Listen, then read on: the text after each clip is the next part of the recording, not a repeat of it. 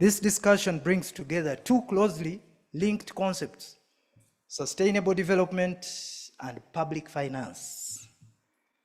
They are indeed inseparable. Sustainable development cannot be realized without strong, credible, and well-managed public finance systems, and equally, public finance achieves its greatest value when it delivers lasting, inclusive, and meaningful national progress. But what exactly do we mean by sustainable development? I'm sure we all have different perspectives of national development. And what do we mean by public finance? We are professionals here. These are important questions, and before we can strengthen either, it's very important that we have clarity on what these two concepts mean. So I'll go straight to sustainable development. Sustainable development is often discussed in broad global terms.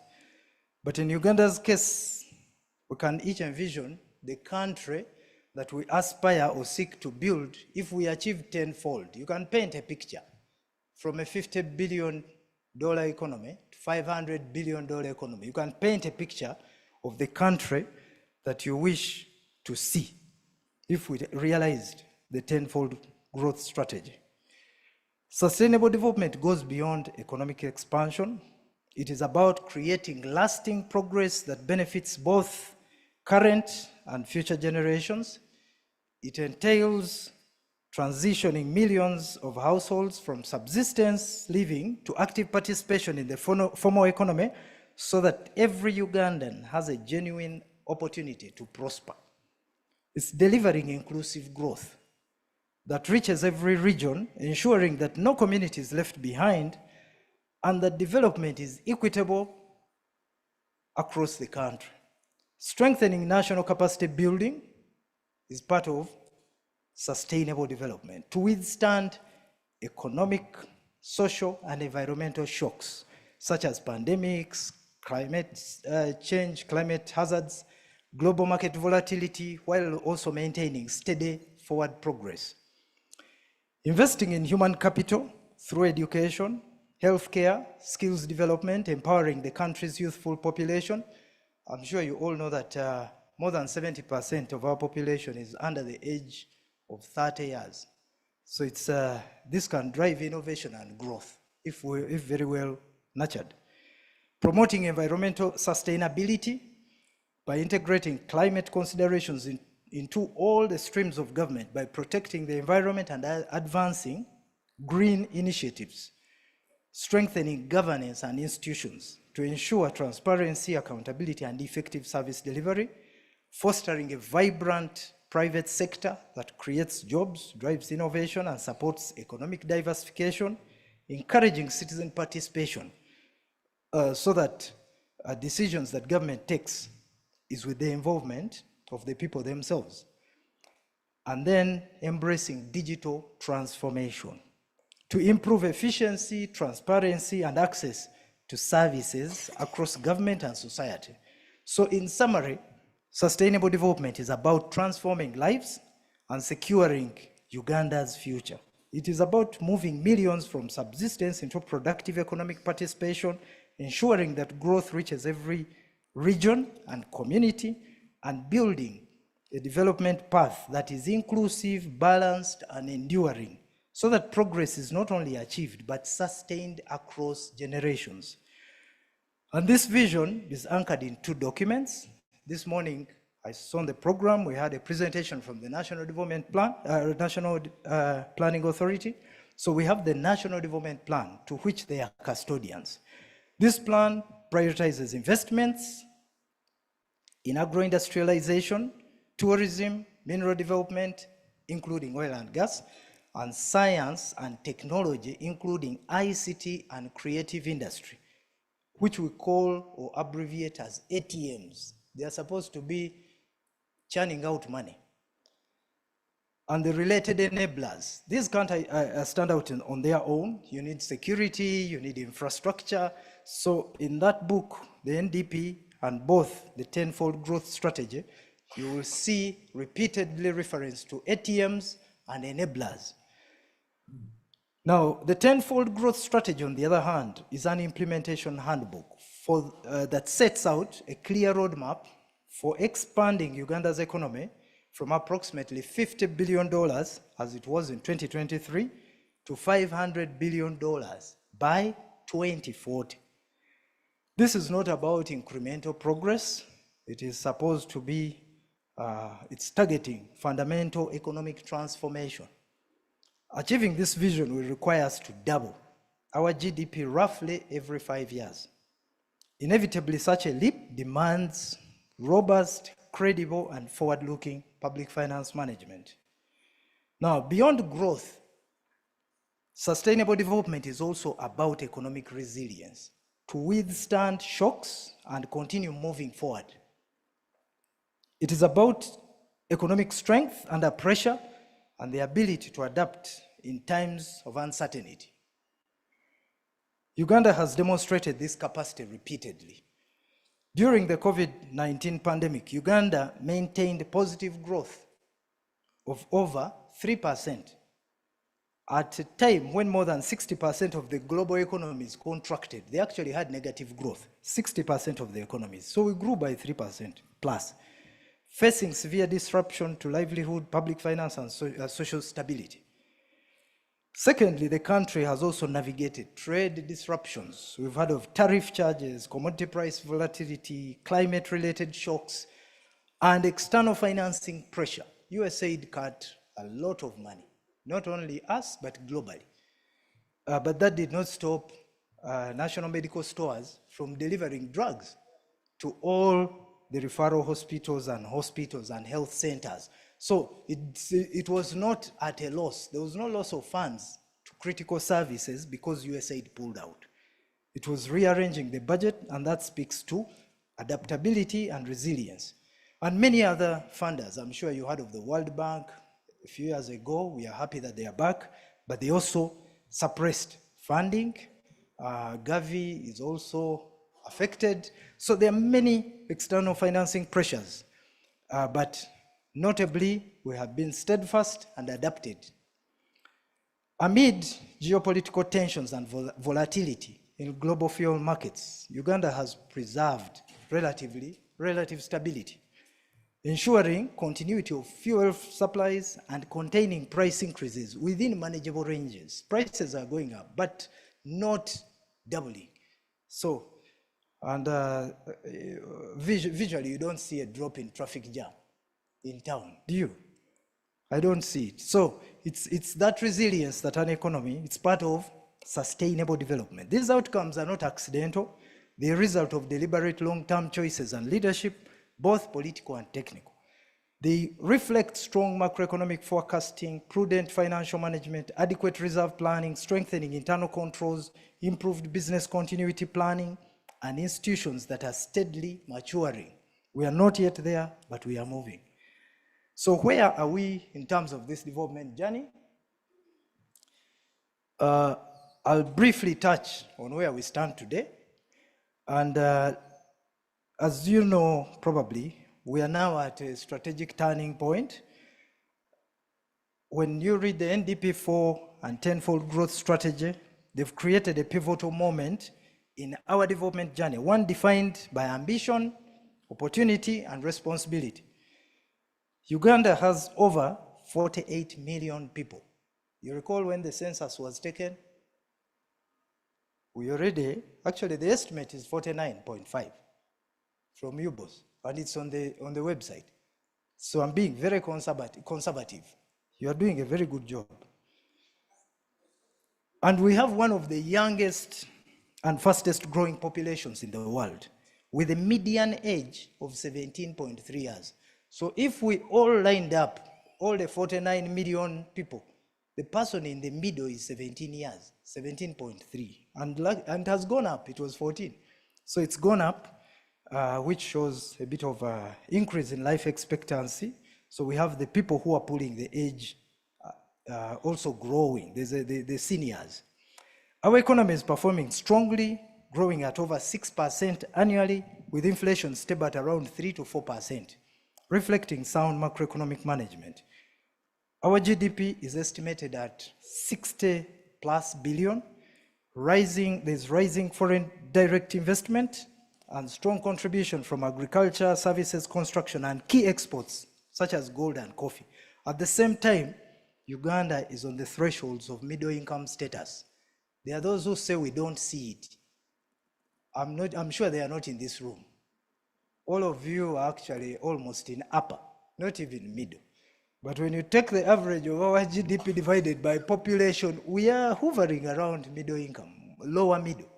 And if we sustain it for 3 years, then international organizations recognize us as being in middle income. It comes with also responsibility. Our cost of borrowing goes up because we are no longer a least developed country. So there are challenges with it, but we should not take pride in being poor so that we borrow cheaper. The country is also soon commercializing. I wish the person on the slides could move. I'm sure it's disrupting the conversation, but it's well. The country is also soon commercializing in terms of commencing oil production, an opportunity that is projected. This year we should see first oil flowing. Now, that is an opportunity that is projected to accelerate growth and expand fiscal space if managed well. The economy still needs to create jobs for a rapidly growing youthful population. We need to increase factor productivity. If you see how much coffee you generate per acre, the yield, it's so low compared to high yield countries. So you find countries with very small portions of land, but they have 10 times the productivity you have per acre. So we have very low factor productivity. We need to formalize the economy, and we need to maintain the fiscal discipline, the spending side of government. As the economy is expand, urbanization is accelerating. And Uganda is recognized globally for its entrepreneurship. There are people who doubt these statistics, but you should go on the Google and search how we stand in Africa, either in terms of attracting foreign investors, or in terms of entrepreneurship, or in terms of investment climate. We are not very badly off, and no wonder our currency doesn't, depreciate as many people project. It's a very well-managed macroeconomic environment. Mobile telephony penetration stands at 75 to 80% now, and smartphones are at about 40% of the population. And this is digital connectivity. And you know that mobile money links citizens to opportunities. This is all happening. While also our strategic location in the middle of this continent, combined with abundant natural resources and a favorable climate, position Uganda strongly for regional leadership and long-term prosperity. The question before us now is not whether Uganda is growing, but whether the growth is translating into sustainable and inclusive national development. As you are aware, these countries don't operate in isolation. Uganda also has to navigate complex global environment. Our economy is influenced by all the global dynamics, including tariffs, protectionism, and rising nationalism in some countries. When you say America first, you're already saying everybody else last. So it's no longer the open environment we used to have. Geopolitical tensions are also reshaping trade and financial flows. Where does money go? Where does investment go? Development finance is tightening. It's becoming harder to access money. We used to borrow cheaper, faster, requiring us to use our resources more efficiently, but also seek innovative solutions. Some of you will soon be participating, and I implore you, into an issuance of an instrument called a sukuk. Anyone heard of a sukuk? By show of hands? It had to be Hajj. Yes, this is an Islamic instrument. So Hajj Tuah at some point will tell us about sukuk. And I'm not talking about in the far future. I'm talking about the very near future. Before July, we are issuing an instrument, which is an Islamic banking instrument called the sukuk, to fund the standard gauge railway. Now, all these are innovative ways to counter disruptions and tightening development finance access. Climate change is becoming an ever more urgent challenge, with its impact felt more acutely in our developing countries. So these economic environments pose significant challenges, but also present remarkable opportunities. On one hand, they place serious pressure on our public finance systems, demanding greater efficiency, adaptability, and resilience. But on the other hand, they open an enormous possibility of innovation, growth, and transformation, homegrown transformation. If we respond effectively, with discipline and creativity, we can turn these pressures into catalysts for progress, positioning Uganda to thrive in a rapidly changing world. Now, when you switch to public finance, we often narrowly perceive public finance as budgeting, spending, and accountability. In reality, it's a comprehensive system and a complex system of managing a nation's resources and shaping development outcomes. It spans the full spectrum of government activity: national development planning, revenue mobilization, budget preparation, budget execution, cash management, debt management, asset management, procurement, liability management, financial reporting, audit, and all the broader aspects of fiscal policy. Strengthening public finance, therefore, means strengthening the entire system to effectively manage resources, to reinforce macroeconomic stability. It is important to also note that macroeconomic stability is not sustained by central banks and finance ministries alone. It is reinforced daily through disciplined public financial management across government. When financial reports are timely, decision-making improves. When systems are credible, markets have confidence in government. When expenditure is well managed, deficits remain manageable. When liabilities are transparently disclosed, debt and risk management are better understood and managed. When procurement is efficient, needless to say, service delivery improves. And when audit findings are acted upon, institutions become stronger. Taken together, these actions form the foundation of a stable, credible, and well-functioning economy. What challenges do we have currently? A lot of advancement has been made, considerable, but we still continue to operate in a very complex, demanding, and evolving landscape. Our development targets remain very high, as you see, within the tenfold, yet resources are constrained. Domestic arrears are yet to be extinguished, and I'm sure there are people here who demand money from government and for many years, and it's not paid. I can assure you that there's very good reform in that direction. For the first time in the history of this country, we budgeted for 1.4 trillion this year to pay domestic arrears. We've delayed to pay because we asked KPM Auditor General, who appointed KPMG to audit, review these arrears. They've given us the report this quarter, and we have released the money. In total, we've so far released about 900 billion, which is unprecedented. So there is all effort to try and manage these issues. Procurement inefficiencies still arise, and these are massive. And project execution does not always deliver at the required pace and quality and time, quality, and cost. Capacity constraints at different levels of government are also affecting consistency in service delivery. Process compliance always, or most times, overshadows results. So as long as you've followed the law, you are okay, whether you've not delivered results. So that mindset to switch from simply compliance to results is still a very big challenge. And then constrained fiscal space, which limits our capacity to borrow. So if you're prudent, you don't borrow that much. But borrowing is not bad. You are all CPAs. You know, we used to have those, the capital asset pricing models, Modgilan and Miller, those things. Alhaji Tuaha, I think, is still teaching those things.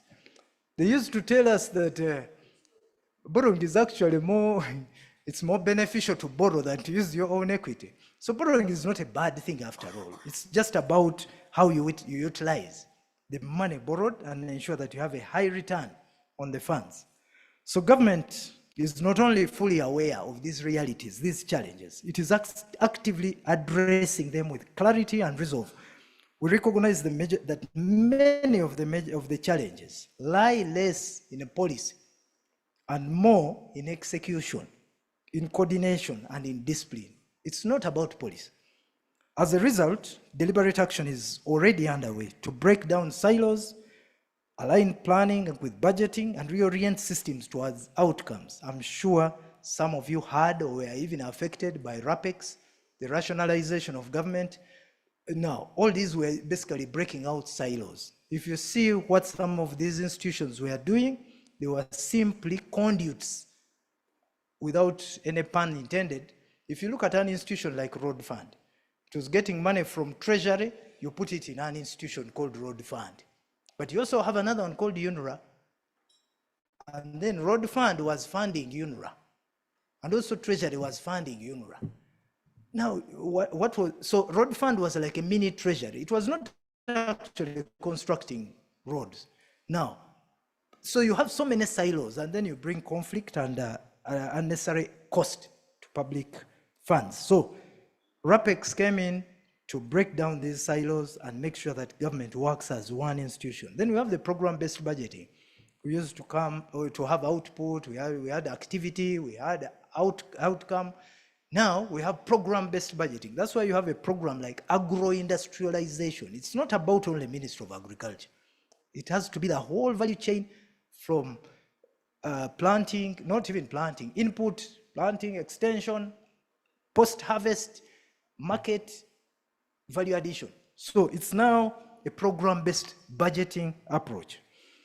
Now, looking ahead, a focused set of priorities is shaping the next reforms. First, we are focusing on strategic allocation of resources, directing investment towards ATMs and the enablers, since they have the highest multiplier and transformative potential. Second, excellence in project execution, recognizing that delays do not only escalate costs, but also postpone the economic and social returns that those projects would have delivered to the citizens and to the country. Third, stronger commitment to value for money, ensuring that every public shilling is applied with purpose, efficiency, and measurable impact. So we want every shilling to work harder. It's not only about the people. We should deploy it more effectively. Fourth, we want to deepen digital governance. Whenever you take out man-to-man conversations, you resolve many things. So you bring in, you take out the discretion, you bring efficiency, people will stop working at 5, systems don't stop. We don't stop sending mobile money because MTN workers are out of office. So by digitizing, we help accelerate the speed and velocity of the economy. Fifth, we also want to pay attention to more rigorous asset and liability management. The waste on public assets has to be handled. Many complaints are raised. Auditor General is already doing a very good job. They give us theme reports in areas, procurement, PDM, asset management, and it's shaping the way the ministry and government is responding to many of these challenges. So we are going to put emphasis on asset management, and those from the public sector who are here know what already is going on. We used to have mischarges. You know, you get money for stationery or off a car and use it to buy stationery. Now, such things are the reasons why we don't have return on our capital budget. But those in public sector know that this, from next year, that has been tightened and it's system managed. It's no longer a discretion writing to PSST to relax. The system will say, no, this money is for a vehicle, you can only buy a vehicle. If you can't buy a vehicle, wait next year. So you can't use it to spend on stationery, because when you use it to spend on stationery, then you must capture the asset in the system before it pays. So you need the asset in the system. Now, I don't know whether you're going to get all the papers and you say, this is a car. No, it won't be a car. So we also need to invest in professional capability. We understand that even the most sophisticated systems depend on competence, integrity, and accountability of the people who operate them. So if you have low capacity, you don't expect too much. And for us, this is very deliberate. It's something we've done over many years, but we are shifting gear to say, what are the skills we need now? Maybe everyone is a qualified accountant, so what next? But we must build continuous capabilities, both at the center and local government. We're also targeting sound management of natural resources as we approach first oil. We have already the Petroleum Fund, which we manage at Treasury in coordination with the Energy Ministry. But we need to deploy both the resources, to collect it well, and also deploy the resources prudently and in a way that delivers long-term national benefit to the citizens. Now, these interventions reflect deliberate shift from a public finance that is not only well managed, but purposeful, coherent, and firmly anchored in delivering meaningful national transition. We want to transition from where we are to a high growing and highly developed economy. There are a number of things that we are already doing as a ministry and as government. And as you all know, the issue of digital transformation is high on the agenda. Almost all services of government now are being pushed online, those that are not there. But it's not only about services. We are mindful about the challenges of our digital systems. So there's a lot of effort going into cybersecurity management. There's a lot of effort going into deployment of advanced technologies, artificial intelligence, and blockchain technologies. Yes, we are deploying these systems, at least with the Ministry of Finance systems. Recognizing that trust underpins every modern digital public finance system, government is investing heavily to automate all its services. We are taking reforms. We've already started in the procurement side. We are moving a reform called the lean and efficient procurement system. And as you know, without procurement, you cannot actually think of this modernization. So government is transitioning towards a fully automated, lean, and efficient procurement architecture that reduces manual interventions, shortens procurement cycles. We are reducing timelines for various processes, and we are eliminating redundant structures. The proposals are actually very radical. Some of you may say, as accountants, is government mad? How do you do away with the contracts committee? It sounds very alarming. But when you do a study in the region, actually we may be the only ones staying with these contracts committees. But because we are used to them, we think that they are so critical to controls. But if you automated, they are just a set of bureaucracy. So if you see that we are pushing a bill, it's not about sovereignty. It's about efficiency in public procurement. It's procurement sovereignty. So we don't want people to interfere with this. So we want to automate the system, want to professionalize the cadre. There's another bill for procurement professionals. And we also want to work on the structures, to eliminate structures and also reduce timelines. So it's quite significant, but it's already rolling. There are reforms in terms of financial sustainability. There's a financial inclusion, and this is expanding opportunities for all. Government's commitment to financial inclusion is reshaping the economic landscape through initiatives such as Emyoga, the Agricultural Credit Facility. Some of you may be borrowing money there, Small Business Recovery Fund, large-scale agricultural financing programs. They're all in place, and even UDB has money. Now, some people tend to say that government is crowding out private sector because we borrow from the market and then we use it. We borrow from the market and send it to people who can't borrow from the banks, because the commercial banks have made it so unfavorable for anyone to get both operational and development finance. You cannot go to a commercial bank to commercialize your farm. It becomes very costly. So government has to bring down that cost of borrowing. So we are basically borrowing at high interest, even if you say it's 16%, and lending it out at 8%. Yes, so it's a subsidy in a way, but it's not crowding out. You're actually crowding in more people than if you left the markets to fund these people. And then, and the parish development model, of course. Sandra talked about it. The parish development model, I think, is probably the biggest intervention government has ever made in terms of financial inclusion. Its purpose is really to fire the economy from below. We are always looking at the big, large scale, and then how they will create jobs. Now, it's inverted.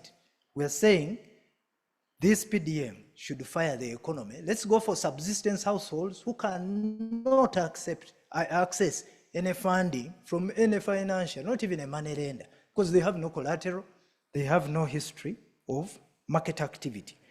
We've so far put in 3.7 trillion shillings over the last 4 years. And if we add this quarter, it will become 4.2 trillion. Everyone gets 1 million shillings. So you'll have 4.2 million beneficiaries. There are those who say, what can 1 million do? Yes, there are so many. But we tell you, go to the villages where you come from, and you see what 1 million can do. And these are based on Chibalu, proper numbers. People are into piggery. Oh, astagfirullah. People are into, but surprisingly, it's one of the most attractive enterprise, piggery and poultry, because they have a very short cycle.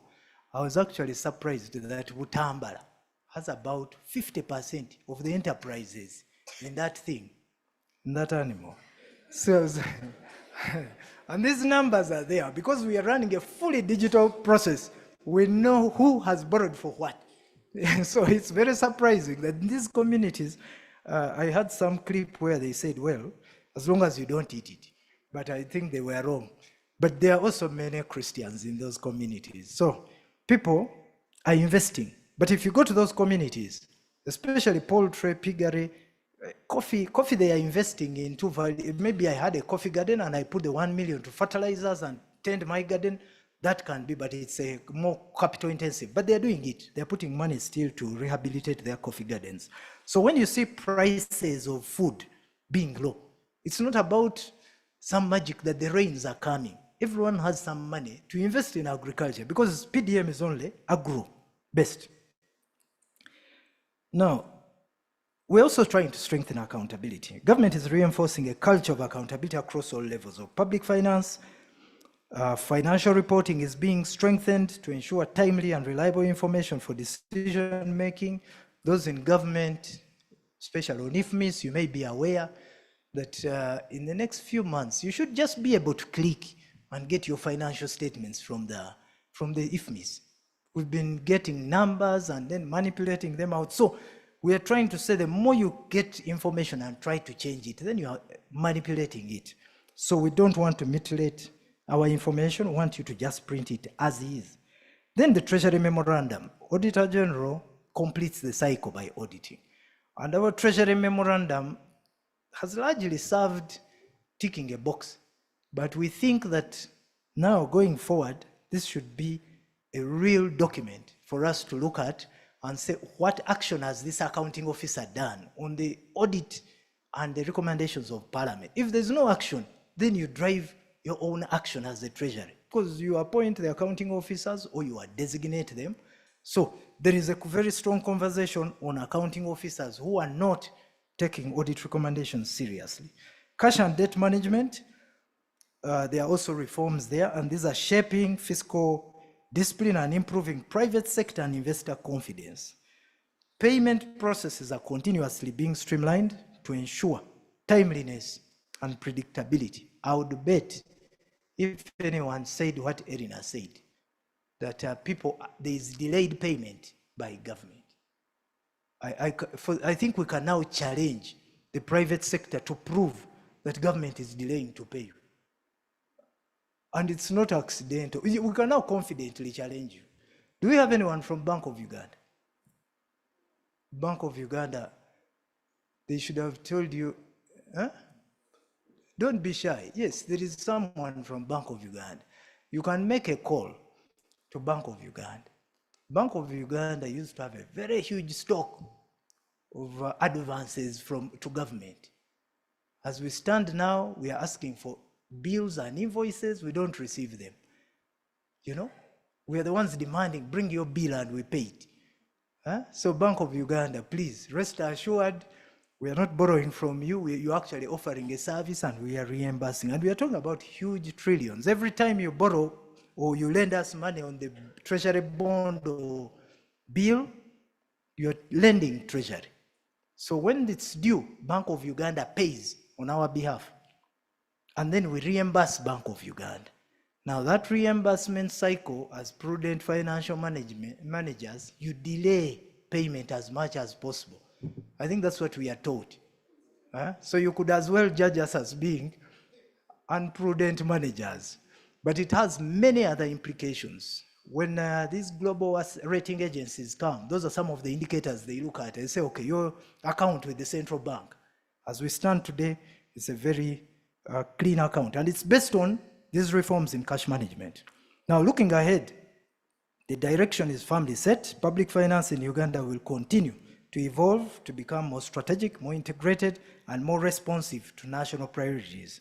It is increasingly becoming data-driven, and for accountants, the challenge is, if you hear AI and you close your ears, these systems, if you've seen them, I'm sure you have, at least you've seen the basic ones. Some of them are doing very complex tasks. Accountancy is a very basic task, I can tell you, for AI. Just getting that model to learn the standard, you throw in any transaction, it will do for you better reporting and analysis than a human being. It's just teaching the model what you want it to do. People invest about a year just teaching that model. After that, fire and forget. So things just go in and they get out. Then you see a whole farm fading away because their work was to, do audit, do accounting services, do advisory services. It can give better advice. So we have to be cognizant that this is a very evolving landscape and that we have also to be adaptive. Now, beyond finance, if you're talking about sustainable development, finance indeed is a cornerstone to sustainable development, but it cannot on its own deliver our national aspirations. Lasting progress demands a broader, more integrated approach that brings together all the key drivers of transformation. It requires a vibrant private sector that drives innovation, investment, and job creation. It depends on strong institutions that uphold integrity and deliver service effectively. It calls for robust governance systems that provide clear direction, enforce accountability, and sustain public trust. It thrives on active participation of citizens, where communities are not merely beneficiaries, but active contributors to their own development. But above all, it demands a shift in mindset towards discipline, productivity, collaboration, and a shared commitment to national progress. It's not only about government, it's all of us. It's a whole of the nation approach. Now, we need to cultivate a transformation mindset. No system, no matter how well designed, can succeed without the right mindset. Sustainable progress demands that we embrace new ways of thinking and working. We must shift from a sense of budget entitlement, especially public sector. This year they gave us less money, they are supposed to give us more money, lamenting, to a culture of productivity. How do you make that little money sweat and you get better value from the little money we have? We must move beyond mere compliance to focus on performance and meaningful outcomes. We must replace fragmentation with teamwork, fostering collaboration across institutions and sectors. We must transition from short-term thinking to commitment to long-term sustainability, ensuring that today's actions build a better tomorrow for everyone. Recent efforts to enforce structured trade order in the cities, I think you saw what happened. You want to have order, you want to have discipline, you have to have standards. to create a very good economic environment for business to thrive. But these are met with resistance. This is a reminder that mindset is not always easy, but it is essential. By cultivating openness, discipline, and a shared vision, we can overcome barriers and unlock our full potential. But to drive this, there are some strategic levers that we need. It requires deliberate coordinated interventions well anchored to strengthen our systems to unlock this potential. First, we must clean up. Whatever you think of cleaning up, we must clean up. So by cleaning up cities, by cleaning up communities, by cleaning up our systems, especially us in financial management, you find many systems with many data numbers. You know, even as basic as that, we must clean up. And we must strengthen data integrity to support sound evidence-managed decision-making. Secondly, we must skill up. By investing in professional capacity and deepening technical competence across dimensions of public finance, recognizing that institutional performance ultimately depends on the quality of its people. Third, we must scale up. We must scale up what works, not anything. Expanding high-impact programs to reach more communities while accelerating the adoption of digital systems. We must scale up digital systems to enhance efficiency, transparency, and service delivery. Fourth, we must green up. If we think this green environment are not our business, we will soon realize that's a very big issue. So we must embed environmental sustainability and climate consideration into the core of public finance, ensuring that development today does not compromise development tomorrow. Finally, we must team up by breaking down institutional silos and fostering a culture of collaboration, operating as one coordinated system with a shared national purpose. These strategic levers provide a practical path for translating ambition into results, laying foundations for a Uganda that is inclusive, forward-looking, modern, and firmly positioned for long-term prosperity. As I conclude, Mr. President and moderator, as custodians of financial integrity and as champions of transparency and as stewards of accountability, your role has never been more consequential than it is today. You are not merely practitioners of a profession, you are key actors in Uganda's nation-building journey. The expertise, the discipline, and influence you carry place you at the center of decisions that shape our economy. They strengthen our institutions and determine the quality of the life of the people you serve. So this is a moment that demands more than technical excellence. It calls for leadership in an era defined by rapid technological change, where artificial intelligence and automated financial systems are reshaping how we plan, execute, and report. We must think more boldly about our role. We are called to design and sustain systems that are not only efficient, but coherent, transparent, and firmly oriented towards development outcomes. We must embrace innovation without compromising integrity. We must deepen professionalism without losing purpose, and work collectively to build a financial ecosystem that expands opportunity and secures national prosperity. At its core, strengthening public finance for sustainable national development is not an abstract ideal. It is an urgent and practical imperative. The strength of our systems will determine the pace, credibility, and durability of Uganda's progress.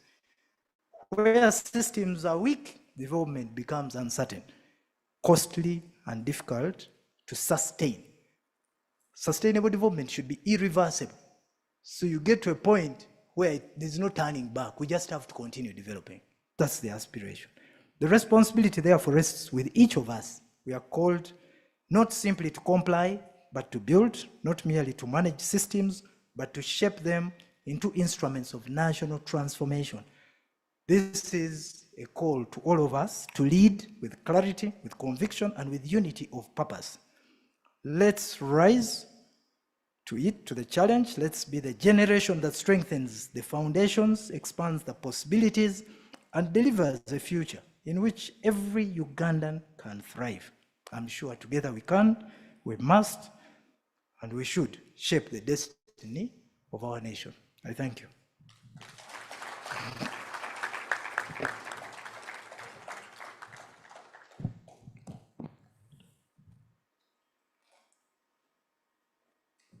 Ladies and gentlemen, allow me to request you for standing ovation for these keynotes really that we have received from the himself.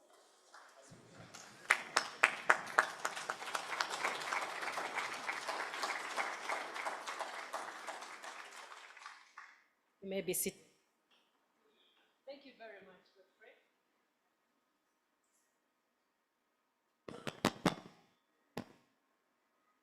Thank you very much, CPA Godfrey, for that insightful and timely keynotes. Your reflections on strengthening public finance management have not only shaped our understanding, but also reminded us of the pivotal role each of us plays in shaping Uganda's economy transformation through the tenfold growth strategy and leading to sustainable and inclusive national development. So it's not usual that we usually discuss the keynote address, but I would like to invite you into a discussion, questions, clarity, to the Accountant General who is in our presence, and take advantage of that. Okay, let's just pause because the guest, our chief guest is here.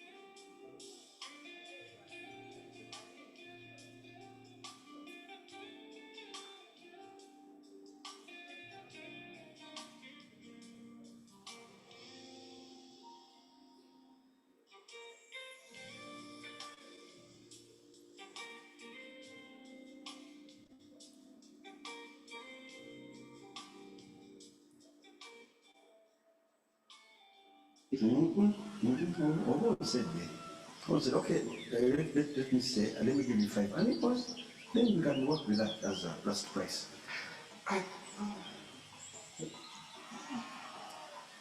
Okay, I will pay. I knew a good man. And then we are agreed. Okay, what you should do, but Zobe account you take a cost. And I have no bank account. And those people, they disturb you, but they are huge forms, national ID, and other things. So me just give me cash. That is enough for evidence. It is a student. Never receipt. Boy, was in a bank account to be the case. Let me get other people are in a bank account and I will buy accounts from them. Because I'll go to another farm. You have a name? Do you have a name? Do not be like Mwebe. Visit a nearer registration center near you to get a NIN or renew your national ID today. Next.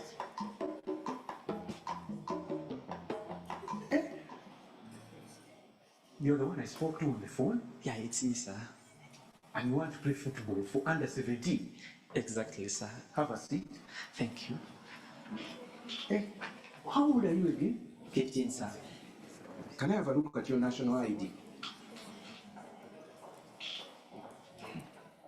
Ladies and gentlemen, we are back. It was a dress rehearsal on how to receive the chief So, guest. according to your academic records, it's like you sat So your allow us P7 when you to were full. continue with our moderations and our discussions. I had invited you to a discussion that I want you to indulge with the Accountant General.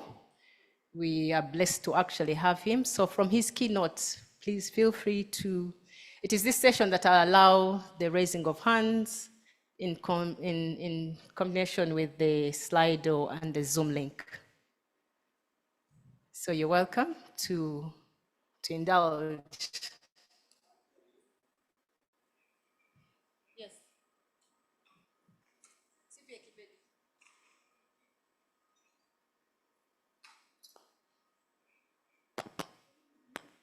Ekibedi, can somebody take the mic?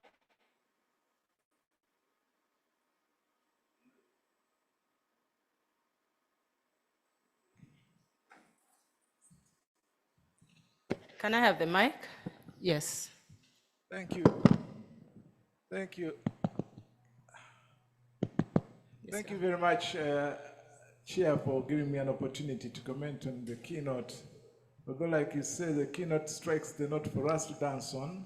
And even though it came much later than the first presentations, we had picked the right key to play with. And I want to thank the Accountant General for a very articulate presentation. I almost tried to recall whether we were with him in Mwiri or not, but it was wonderful articulation. The aspects of towing the line was touched on in the morning. And the presenter said something which I wanted him to comment about, which is the 11th commandment that the president has given them, beyond the tenfold. There's that last one. I did not hear him speak about it with the energy that he spoke about the other things. CPA Godfrey, they want you to have energy. The mics are failing me.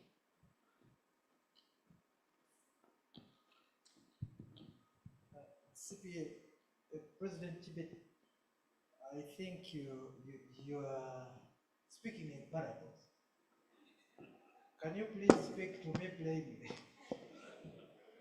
When you went to present to the National Leadership Institute, you took the new MPs through the tenfold growth strategy that you have. And the president added the last one, the 11th one, which is fighting corruption. Is it something you want to speak about? Is it something you're enthusiastic about? Yes, when you look at the tenfold growth strategy and the NDP, the issue of strengthening institutions, I think for me corruption is a symptom of weak systems. There's an opportunity, there are manual systems, it's really epitomizing, it just manifests as corruption. But deep down or underlying is weak systems and weak institutions. If you have strong institutions and strong systems, there's no opportunity for corruption. So you may not target it in the book as fighting corruption, but you are targeting it by strengthening institutions and strengthening systems. So it's not bold as tenfold fight corruption. We have had this over and over. We have very many institutions that help us to do this. We have IGG, we have police, we have anti-corruption, so many anti-corruption outfits. State House Health Monitoring Unit, State House Anti-Corruption Unit. There are so many outfits that fight corruption. But ultimately, it's strengthening institutions and strengthening systems. So if you, for instance, strengthen the Auditor General and you use the work of Auditor General as it's supposed to be, it may not be achieved in 1 year, but over 10 years of doing that repeatedly, I think for me, it's the more sustainable way than simply saying, oh, fight corruption. Who is corrupt? Arrest him. No. Another one will be corrupt because the opportunities are there for corruption. When there is so much discretion, when there is so much power with individuals, that's when you have corruption. Someone has an opportunity. But when you take that away, put strong systems that are autonomous, I have no discretion. If you're processing a passport or a visa, a Ugandan visa today, there is no opportunity for corruption. Because you apply for the visa online, they tell you if they are lacking anything, you are in Canada or you are in Sweden, you apply for the Ugandan visa online. You're not interacting with anyone. It's not the same as when you used to go to the embassy of the country and someone says, can you give me some tea? You know, it's not. Because it's online, someone applies from home. They don't even have to go anywhere when they go. So, President Chibedi, I think we need to look at it more strategically by strengthening systems and institutions. And this is very well grounded in both the tenfold and in the National Development Plan.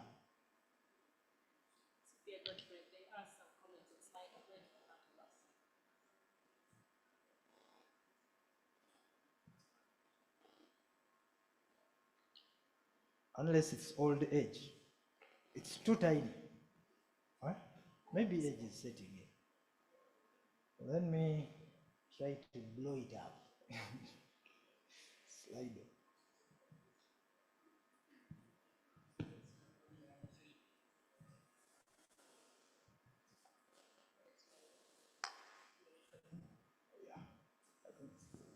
My mic there is failing me. So there's a talk about the issue of mandatory accrual accounting to ensure efficiency in public financial management.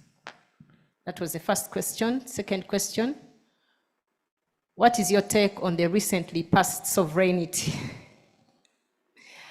What is your take on the recently passed sovereignty bill in as far as economic transformation and sustainable development are concerned? And the third question is, what plans are in place towards remuneration enhancement of public accounts cadre, a custodian of public finances taking home 422,000 Uganda shillings, I believe. You can address those two. Thank you very much, Sandra. Accrual accounting. Of course, we've been at this journey for some time, and at some point we are acclaimed as Uganda has complied or is on the journey. We are far ahead of many countries. But as you start doing accrual accounting for public sector, unlike private sector, for you, if you don't do accrual accounting, it's very difficult to measure your earnings per share. It's very difficult to know your net worth because everything can be accounted for. For government, I don't know how you account for governance because it's more of governance. So it's not that we are not doing accrual accounting. Actually, if you look at our financial statements, we have all the financial assets and liabilities on our balance sheet. Financial. Then the non-financial assets or non-current assets, especially because current assets are more largely financial. But the non-current assets, it's the long journey we are on. So it means taking stock of all the assets of government. It means recording them, valuing them, booking them, tracking them, and accounting for them fully. It's a very long journey. Those in public sector know that we are on this journey. In fact, it's a very painful journey because that was the remaining part that is not on our books. Leave alone complex assets. We are talking about cars, land, buildings, normal assets. So we have started a very painful journey. As we speak now, we are probably at 50%. But that does not mean that the values are correct. And the conversation is, do you spend 100 billion valuing government assets or spend it on medicine? It's a very complex trade-off. We think that what's important is, for now, record the assets, know its status, its current state, know its utilization, and account for it. Valuation can always be done. So where we have new assets, automatically the systems are capturing it. And those on IFMIS, it's now more straightforward. If you buy a car, you don't have to remember entering asset values. Or if you maintain it, capital, it will be booked on the system. So the systems are helping us to move this journey. But it's not like dealing with an institution. You see, accrue accounting, that's why you find that globally, there are very few countries that can claim to be doing accrue accounting. Because ours is more of service delivery. It is not about stock exchange. It's not about return on assets deployed. Yes, there is a return, but it's more of a social return. It's more of a service delivery. So valuing it sometimes, so a net worth of government sometimes doesn't mean so much. Because for argument's sake, if your net worth is negative, will the country be liquidated? So it is the conceptual frameworks that are slightly different. When you look at public sector, yes, in the private sector, if you see a negative net worth, you get very worried. But in public sector, it may also mean that you're not capturing many natural resources that you know and you don't know, because you don't even know their value. You just know there's oil down there. You estimate, but you don't know, it might be much more. So you don't actually know the assets fully. You have natural resources and you don't book them. So we are moving on a path of what can be measured and what we can measure within the means we have. So issues like valuation of historical assets, treasury building. If you see the small building where I sit, that building, Minister of Finance was the first ministry, by the way, for the colonial government, 1957. Now, that building was put up. No one knows the value. If you want to value it, you can get valuers to value it, but it also has its heritage value because you cannot even modify it. That's why you see that middle building. No matter what we are doing, we have to maintain the shape, size, and height. You can't touch it. Now it has some intrinsic or heritage value. You can't attach a price to that value. So no matter how much you value it. So in terms of accrue accounting, it's a very patient journey. I think I've only seen a few countries. Australia and New Zealand normally come up as examples, but when you look at them, they run almost like corporate governments. You know, you apply for the job as a permanent secretary, minister, you don't perform, you are fired. It's that kind of, not a very political or social positioning in terms of presentation of their financial statements, like a company.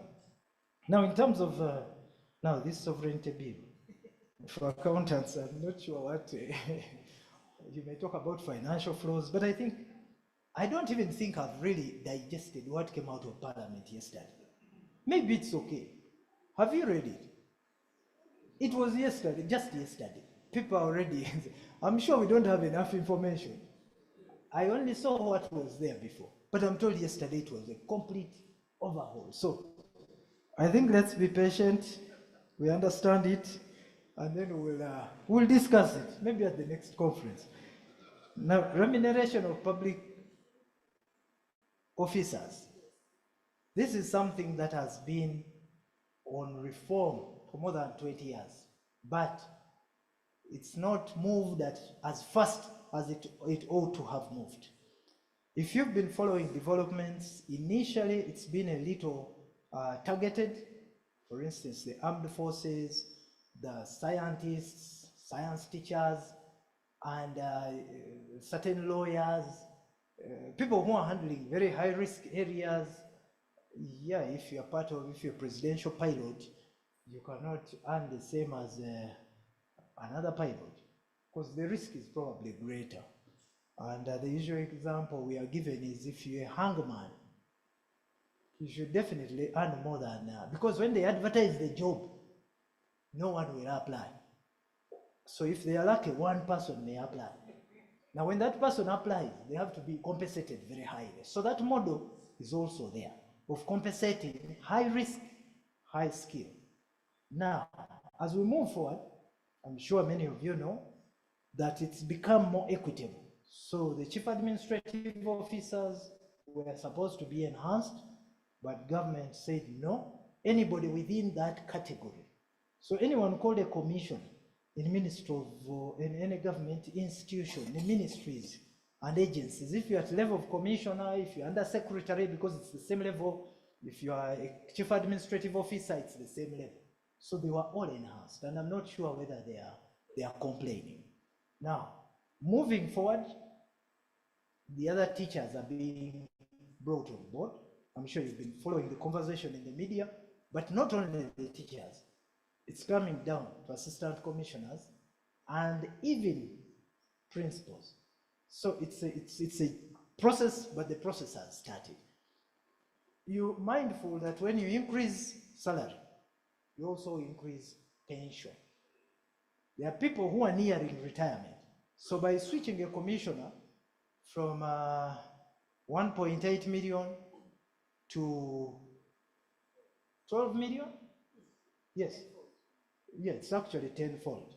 So I think you can see. So when you see that switch to 12 million, it means it has a bearing on your pension, on the pension. So you have to carefully manage the balance between the recurrent payment and the pension payments, the timing of the pension. So it's actually actuarial computations. They are not just accounting computations. There are models there that determine if you increase assistant commissioners beyond this is the pension. Can you accommodate it within your budget? That's why you see countries like Greece had a very big problem, because you have a very big pension scheme, a very lucrative pension scheme that you can't even fund your own expenditure. So they needed bailouts. I'm sure you've read of Ireland, Portugal. They had a very big aging population. If a pensioner doesn't die, they have to receive the money. Yes, so it's you have to use actuarial computations, life expectancy, because you have, the rule is that you are paid pension for 15 years. After 15 years after retirement, you have to prove that you are alive. So every year, you must produce a certificate of life after 15 years. Now, if you die before 15 years, your beneficiaries will continue to enjoy the pension for 15 years after 60, so up to 70, when you would have been 75. But after that, it terminates if you are dead. But if you are still alive, government is under obligation to pay you.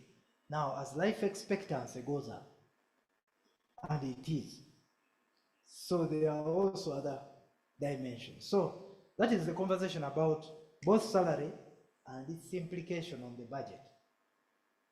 But it's a process, it's a journey. The target is that in the next 5 to 8 years, everybody should be included. Fiscal space allowing.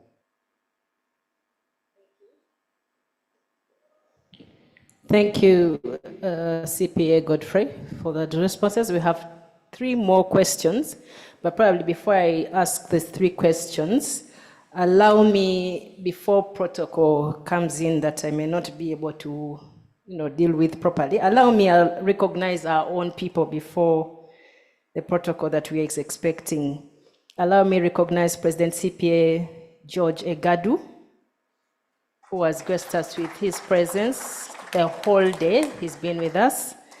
Past President CPA Frederick Kibedi, very active CPA.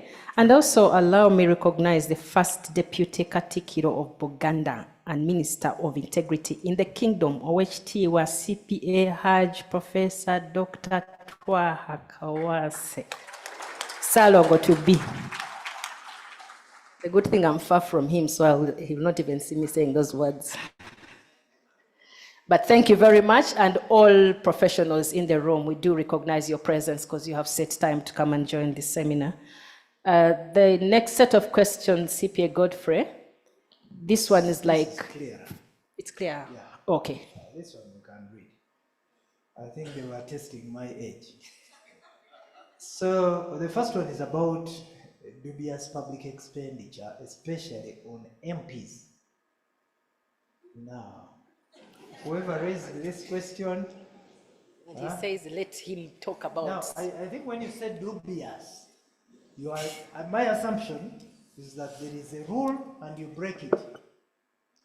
Your constitution says that Parliament shall set their own pay. So, I would want to know what dubious in this context means. Because it was intended, well intended, to ensure that Parliament is independent. Otherwise, if government was setting the pay of Parliament, you've seen it where internal auditors are managed by institutions, they are not independent because their salary is paid by the CEO, the budget is under finance. You know, you have to create a certain level of independence in terms of governance. This is a complete arm of government. It's like judiciary. So, dubious here, unless there are some payments I'm not aware of. Maybe you are saying high public expenditure. But when you say dubious, it means you're breaking rules. It being high, it being low, they have the power, they have the legal mandate to set their own pay. And I would encourage you people who want high pay to go to Parliament.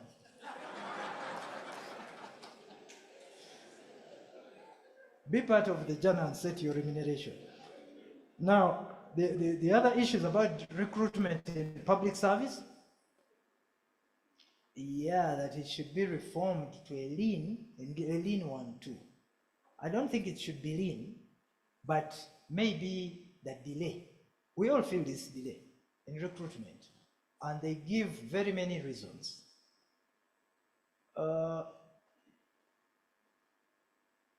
The commission, in some of its submissions, says there are very few to recruit for the whole government. So, by the time you reach the whole government and you are recruiting, either maybe for the District Service Commission, but the Central Public Service Commission, Health Service Commission, where they recruit for the whole country in terms of, it's a central government, Public Service Commission, for the whole central government. It somehow clogs, so those who have faster processes like agencies are much better than the ministries. This is one area that is actually being examined because the impact is great. If you don't have staff, imagine you don't have finance people in place. Controls are compromised, service is delayed, and you don't have accountability. So this is actually a problem because of delay, but there is a lot of engagement.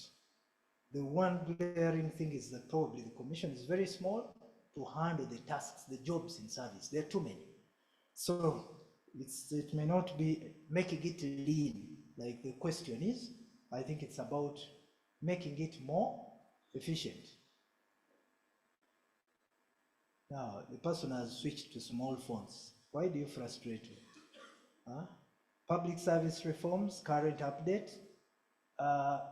Yeah, maybe on public service reforms, one, there is going to be a contributory scheme.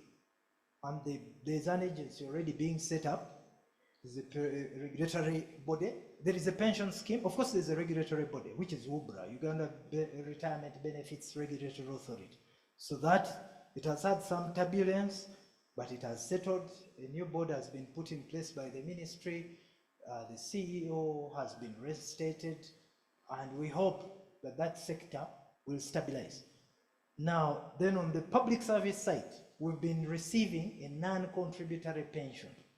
I retire today, public service pays my pension, gratuity, and then the monthly pension. I would get a gratuity and then I get a monthly pension. Now, from 1st July, there's a law already in place. There's going to be a pension fund, which is going to be contributory. It affects people below 55 years. Those above will continue on the old scheme. Those below will go contributory. So the same way you operate with NSSF. So you put in 5, they put in 10. So it's going to be more contributory. And the idea is to make it more sustainable and self-funding. but it will also realize, it gives the fund manager power to invest the money, make more money, and pay the people better. So it's funded. Currently, we fund it from taxes. So you pay taxes and then say, okay, salary, pension, gratuity, and we pay them. There's the issue of full adoption of IPSAS. I think I discussed this. International Public Sector Accounting Standards. We adopted IPSAS.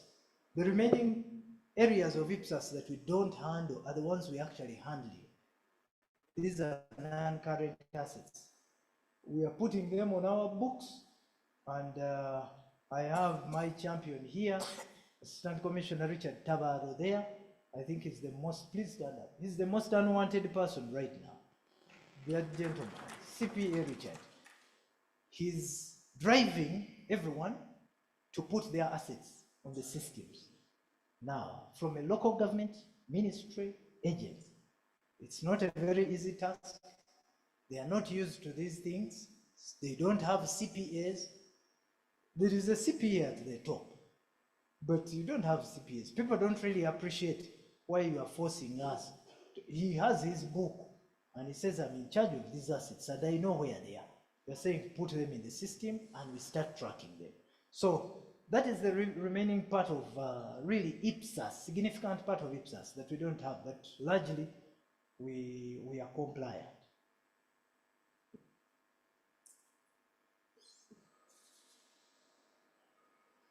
Are there some more small letters? Is I think the I'm first done one? with the fair letters. The first one is about Breaches of Minister of Finance and Economic Development that led to the financial losses of the country and how they are addressing it. They want you to comment on issues related to that system breaches. You know why people want to ask very complicated questions. No, but let me say generally, don't even look at Ministry of Finance and you think that you are immune. This issue of cyber security, it may not, it might have hit you and you become a victim of this. Public sector is slightly different from private sector. We know that anyone from a bank, banks, no one will, no CPAs. Oh, my president here. So, yes, the chief internal auditor in Uganda is in a bank. Now, these banks, when they suffer breaches, many of them don't want anyone to know. They can even, I think, hide. Because people might run on the banks, but also it exposes them as being very weak and they can't be trusted for depositors to put money. Correct. Now, with public sector, when a breach happens, you don't have the opportunity to say, don't tell the public.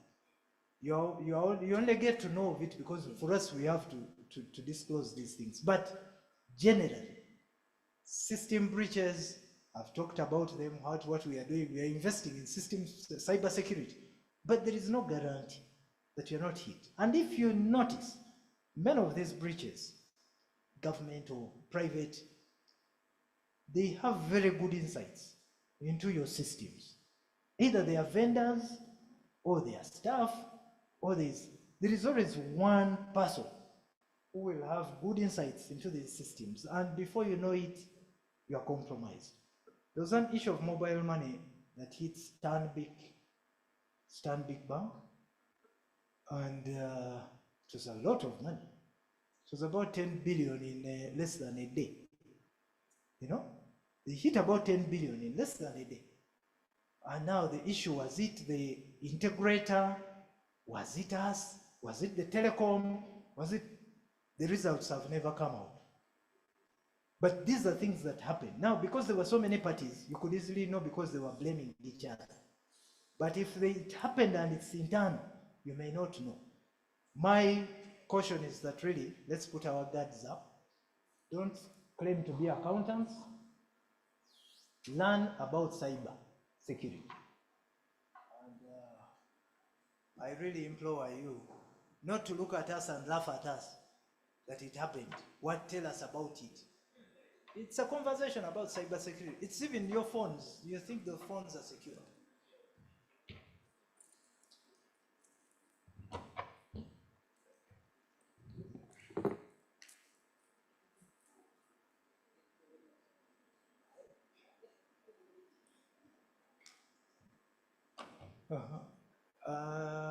What plans do you have to enhance effectiveness of public accounts committees?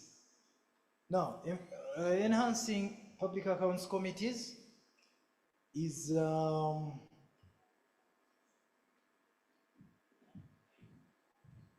yes, yeah.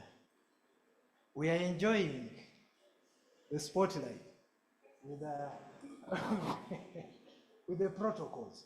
Now, public accounts committees, just like the rest of parliament, we don't really have a very big influence on how we develop their interests. Luckily, I think we have many public accountants, CPAs, that have gone to parliament. Our biggest hope is that many of them find themselves on these committees. The journey becomes easier to strengthen when you have people with whom you communicate, you collaborate, and they understand your perspective.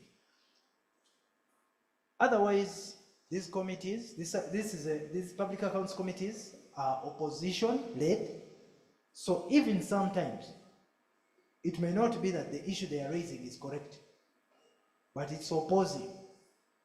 So we have to toe a very delicate balance because we are subordinate to them. You have to have a lot of courtesy. You have to try and engage. We have always had trainings for these committees. We do it, Auditor General does it, so that they understand how we operate with public finances. But what they do after the training is not our business.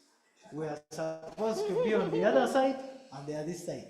So, but we continue, it's continuous engagement. But I also think that maybe the amount of information we give them, unlike private sector, if you look at the audit report of a company issued by the CPAs here, who are in private practice, it's very different from our audit report. Our audit report has full accountability. Sometimes even areas where you've agreed that you're going to improve and they are supposed to be monitored, some of them filter. By the way, even if they don't come in the audit report, I think this pack has intelligence. So it says, tell us about this issue, which is not in the audit report. Now you go to PAC, you're ready for the audit report. And then they're asking you an issue, like you've asked me about the sovereignty bill.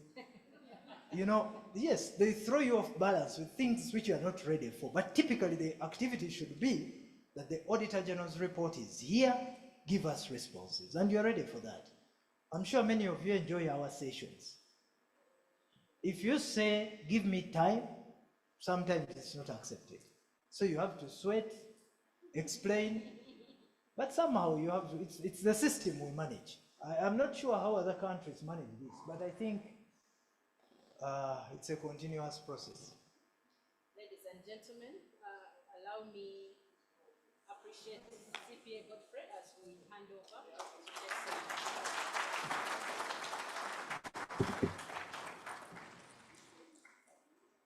Cool.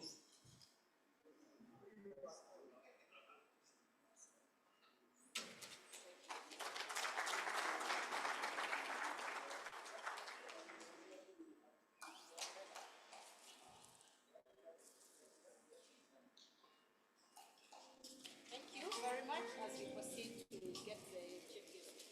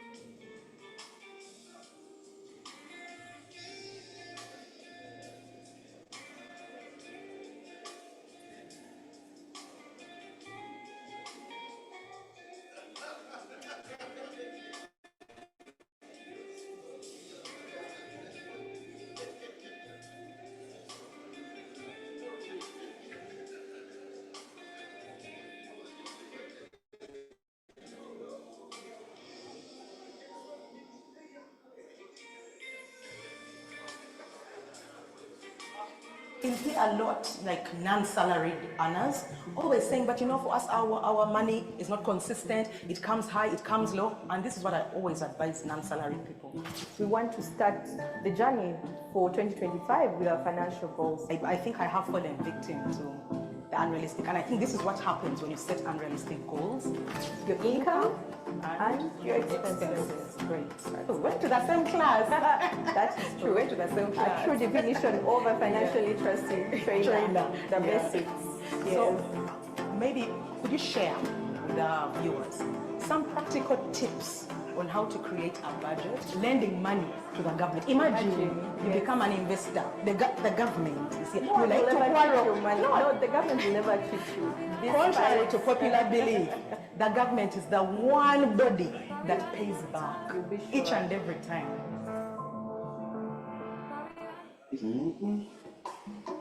Next.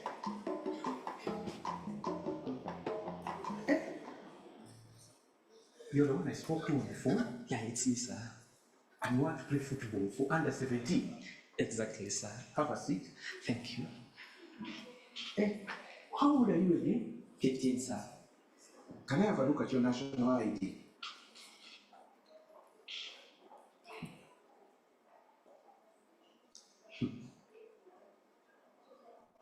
So, according to your academic records, it's like you sat your P7 when you were 4 years old? Yeah. No. Nze, kusaba litwene kubigenda bulungi. Ekinlezi ky'obonyambako kuba Giving false information is a crime and will impact your future.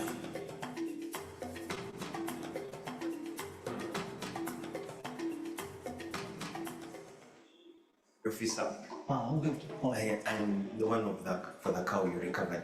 Oh, this cow just recovered. Yes. Matter of the fact, we have the cow which is inside there. But you stay with it. I stay around. Oh, so go back to the family question. I have no.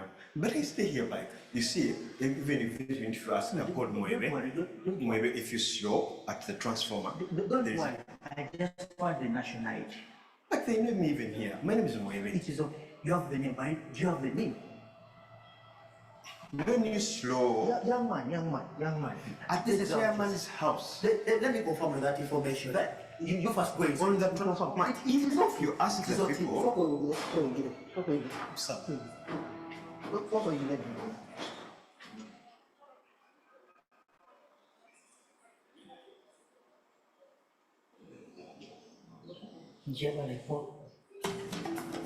You have a name? Do you have a name? Do not be like Mueve. Visit a nearer registration center near you to get a name or renew your national ID today. Well, congratulations to someone. Your son here has won himself a 2-year scholarship. I'm very happy to hear this. And I called you here to fill this form for you.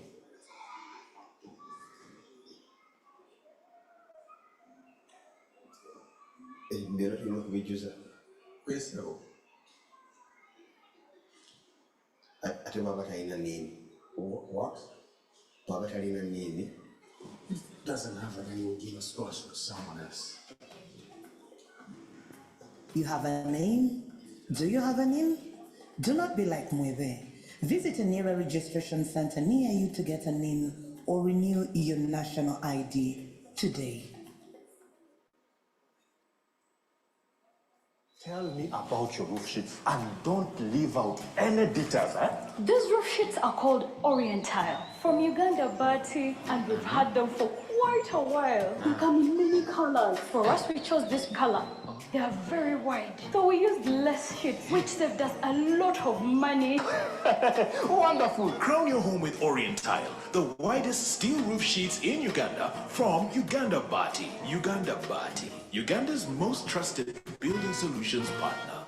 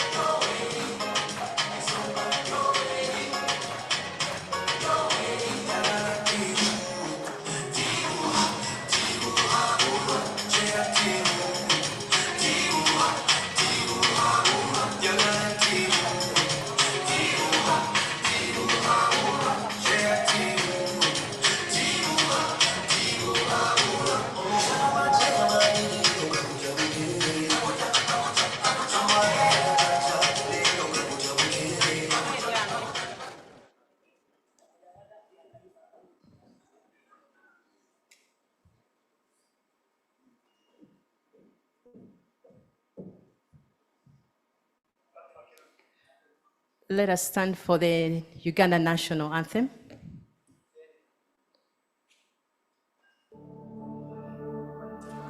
Oh, Uganda, may God uphold thee. We lay our future in thy hand. United, free for liberty, together we'll always stand.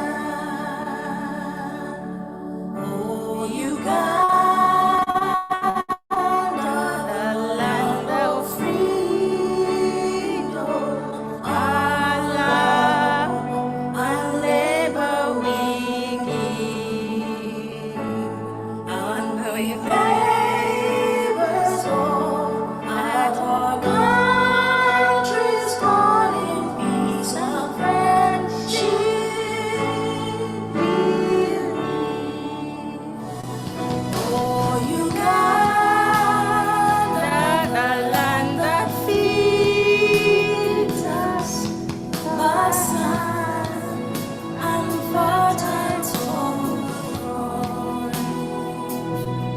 For our own dear land, you always stand upon of Africa's crown.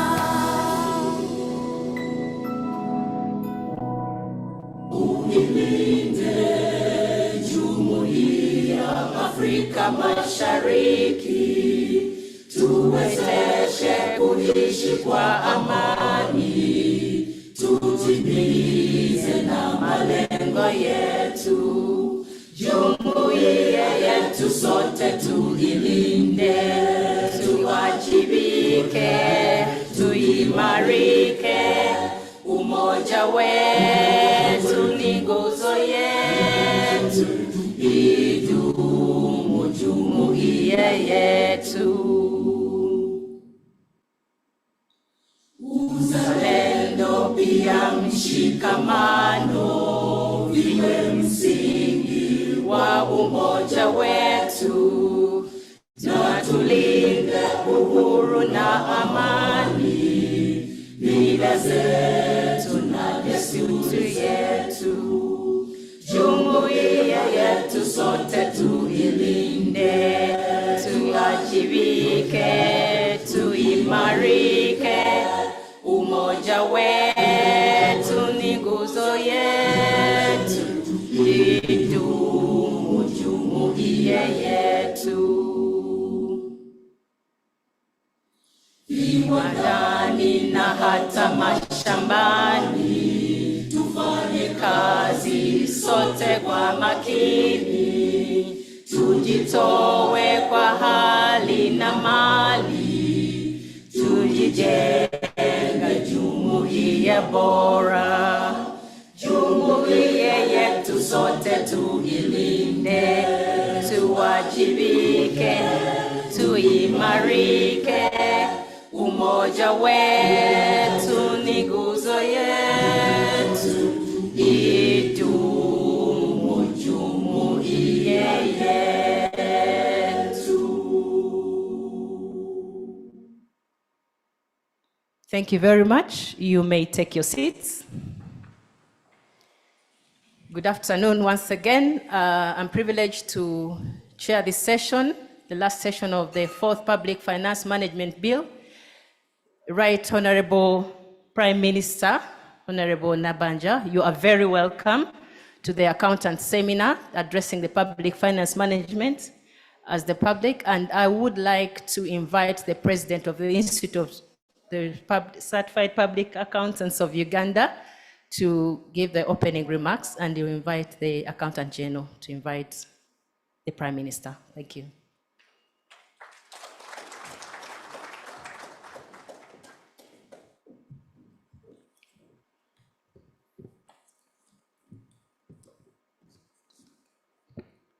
Thank you, Sandra.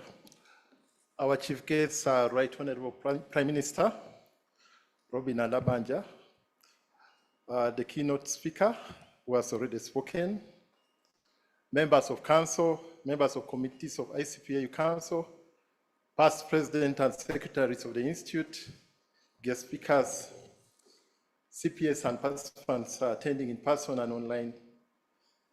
Ladies and gentlemen, good afternoon. A very warm welcome to all of you. It is an honor and a pleasure to stand before this distinguished gathering of professionals, leaders and stakeholders who continue to shape the direction of Uganda's public financial management landscape.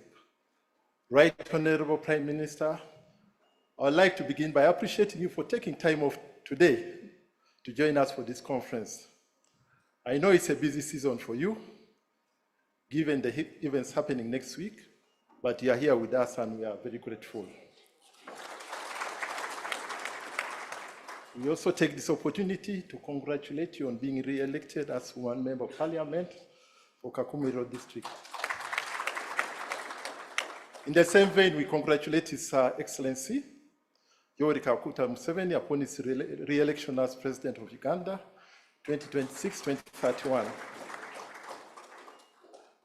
Right Honorable Prime Minister, I'm also pleased to inform you that the professional accountants are also represented in the House as well, following the conclusion of the recent election.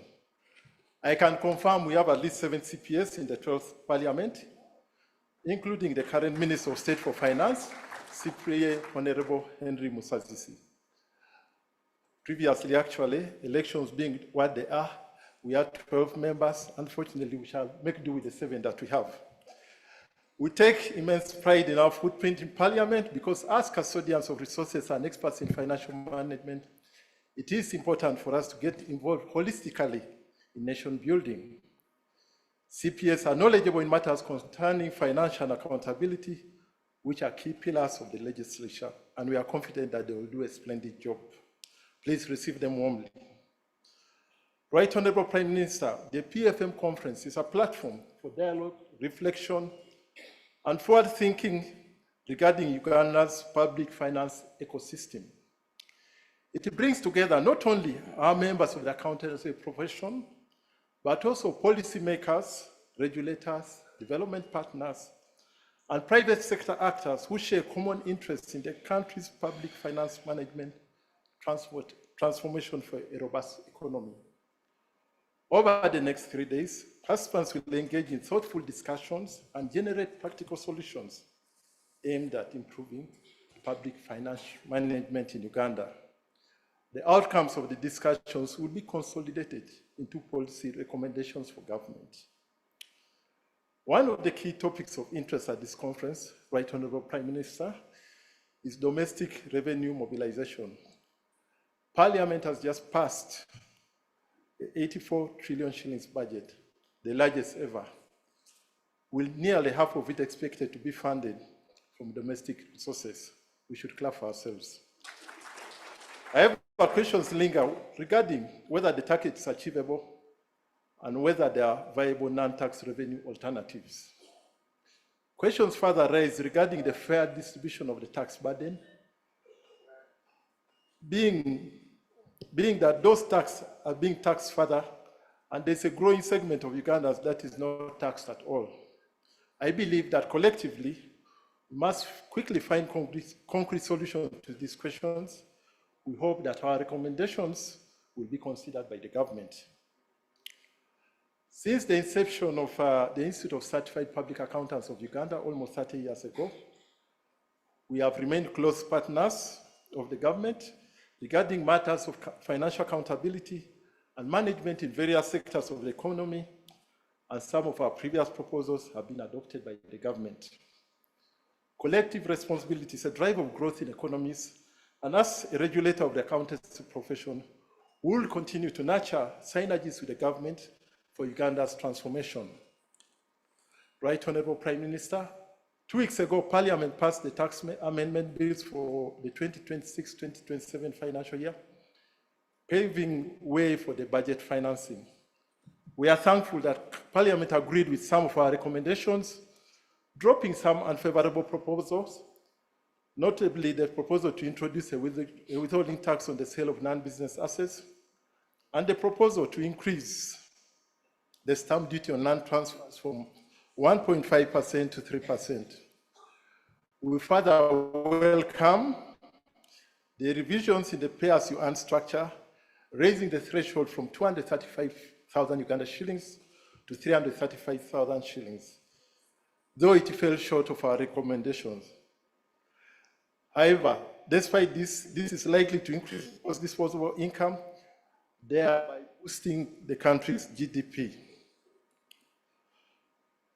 We also had reservations about the additional excise duty of just 200 shillings on fuel. It is our thinking that the 200 shillings should be deferred to a less challenging time. Right Honorable Prime Minister, a litre of petrol has risen to almost 8,000 shillings in some parts of Uganda. And the situation regarding the conflict in the Middle East remains uncertain. If the war persists, the fuel crisis is likely to escalate, and we are likely to see a surge in commodity prices, which will be detrimental to our economy of Uganda. Our prayer is that the President revisits the clause relating to excise duty on fuel and perhaps defer it to a more favorable time when we have more certainty. Still concerning the tax amendment bills, Right Honorable Prime Minister, the Tax Procedures Code requires taxpayers with annual turnover of 500 million shillings and above to furnish with their return of income audited financial statements prepared by accountants who are registered by ICPAU. We thank the Uganda Revenue Authority for enforcing this provision, and we further appeal to Parliament to amend the law so that it requires that the financial statements are prepared by an accountant who is registered with ICPAU and audited by a practicing accountant who is registered with ICPAU. We are saying, in short, that both the accountant and the auditor should be our members. Right Honorable Prime Minister, as we discuss public financial management for sustainable national development, which is the theme of the 4th PFM conference, we hope that government can revisit some of our proposals. We have received reports of some individuals holding out as auditors without possessing firm licenses and certificates of practice by ICPAU. Because such individuals are unlicensed, the quality of their work is questionable, and their conduct cannot be regulated. When they produce substandard work, it brings the profession into disrepute, and yet these are not part of the professionals in the country. Last month, we published the most recent list of practicing accountants who are licensed to provide accountancy services, and this list can be accessed on the Institute's website. As I conclude, I would like to reiterate the call to government to adopt accrual accounting.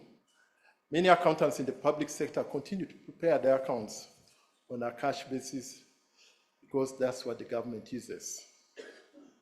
Accrual accounting enhances accountability and transparency, essentially influencing prudent decision-making and efficient resource allocation for effective service delivery.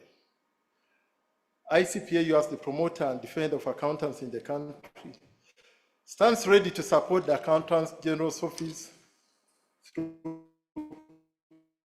capacity building, strengthening enhanced public trust in financial management. Lastly, before I leave the podium, I would like to extend my sincere appreciation to our partners who have made this conference possible: National Social Security Fund, National Identification and Registration Authority, NIRA, and Pearl Bank for their invaluable support towards this conference. Please, let's give them a hand clap. Your contribution has made this conference, this event possible, and we are truly grateful. I also thank all participants for taking the time to be part of this important conversation, whether physically or virtually. Your commitment to advancing public financial management and strengthening Uganda's economy is commendable.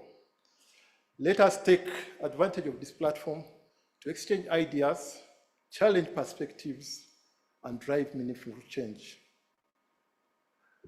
And now, ladies and gentlemen, I would like to invite my colleague, the Acting Accountant General, and I hope I don't use that word again, acting. The near future, with God's blessing, Geoffrey Semgoma, please come and welcome our guest, the Right Honorable Prime Minister, to address us. Thank you very much.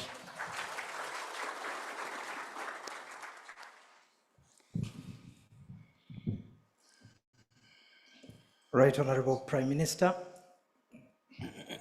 President of the Institute of Certified Public Accountants of Uganda, council members of the Institute, distinguished guests, ladies and gentlemen, on behalf of the organizers, participants, and the entire public finance and accountancy fraternity, I wish to warmly welcome you, Right Honorable Prime Minister, to this conference.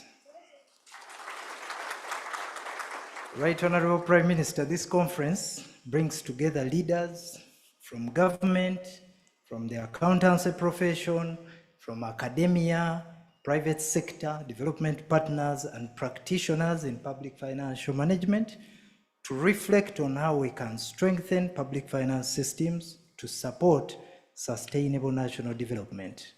The discussions we are having here are focused on enhancing accountability, enforcing efficiency in management of public resources, strengthening governance, and positioning public finance as a driver for inclusive growth and national transformation.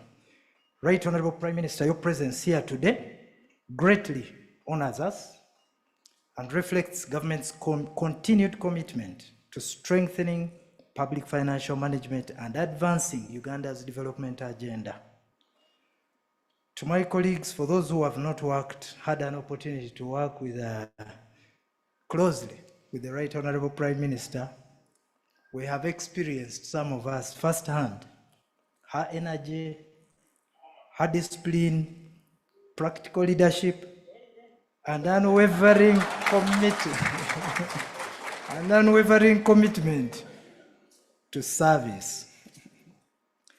We have particularly appreciated her motherly approach, her attentiveness to implementation, and her strong but well-intentioned leadership style, qualities that continue to inspire confidence and teamwork across government.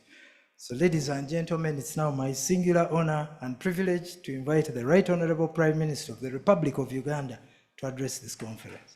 Right Honorable.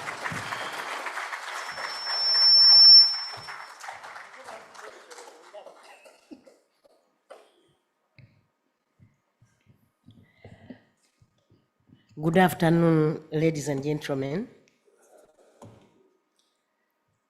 President, Institute of Certified Public Accountants of Uganda, Acting Accountant General, our brother CPA Godfrey Semgoma, accounting officers present. I'm told we have past presidents and past secretaries of the Institute. I'm informed that there are guest speakers who have been here, CPA and participants attending in person and online, our brothers from the media fraternity. Ladies and gentlemen, allow me to bring you parental and warm greetings from His Excellency General Yoweri Kaguta Museveni, the President and the President-elect of the Republic of Uganda. I am pleased to officiate at the 4th Public Finance Management Conference of the Institute of Certified Public Accountants of Uganda. I commend the Institute of Certified Accountant of Uganda for convening this important platform that brings together key stakeholders to reflect on our strengths and to strengthen the systems that underpin Uganda's economic transformation. I have taken note of some of the issues raised here, particularly the issue on exercise duty on fuel, the 200 Uganda shillings. But I know you are aware the processes we go through to have this scrapped. Now that the budget has already been passed by the 11th Parliament, we are only remaining with a few activities to have this budget operationalized. That now means I will inform the President, because you are aware that the last meeting of our cabinet took place on Monday. We already had a luncheon, and so I believe this will be handled by the incoming government. That's all I can say, because the procedure is very clear. We take it to cabinet, then from cabinet back to Parliament. As you are aware, the Accountants Act, CAP 294, mandates the Institute of Certified Public Accountants of Uganda to regulate and uphold standards of accountancy, and by extension, to promote sound public finance management as a cornerstone of accountability, transparency, and sustainable development. This conference is therefore both timely and strategic. Ladies and gentlemen, we are meeting here at a time when the global economic environment remains uncertain. International financing is tightening. Fiscal pressures are increasing, and governments across the world are being called upon to do more with less. And for Uganda, this reinforces the importance of efficient, disciplined, and transparent public finance management. Following the transition, as you are all aware, from NDP 3, or the National Development Plan 3, and now the National Development Plan 4, public finance management has evolved into a central driver of Uganda's tenfold growth strategy, which is aimed at expanding the size of our economy from US dollars 61.3 billion as of 2025 to US dollars 500 billion in the year 2040. This can only be realized through prudent fiscal management, strengthened institutions, and effective execution. The NRM government has progressively strengthened the public finance management systems. Reforms such as the integrated financial management system, the treasury single account, and the program-based budgeting has improved expenditure control and transparency. This, however, can only be done if we are all together. We need to do more. As you are aware, the national budget, like I've already told you, for the financial year 2026-2027 is Uganda shillings 84.3 trillion, the largest since Uganda's history, with nearly half of it expected to be financed through domestic revenue. But our tax to GDP ratio remains at about 13 to 14%, below the regional benchmark of 16 to 18%. This presents both a challenge and an opportunity to expand the revenue base while ensuring fairness and efficiency in taxation. I understand that domestic revenue mobilization is one of the key topics at this conference. This is critical. The question is not only how much revenue we raise, but how sustainably and equitably we raise that revenue and how effectively we utilize it to deliver value to the citizens. The NRM government has rolled out a number of programs aimed at driving wealth creation and inclusive economic growth, including our flagship program, the Parish Development Model, Emyoga, to mention but a few. These interventions are designed to stimulate production, to create jobs, and move the remaining 30% of our Ugandan population into the money economy.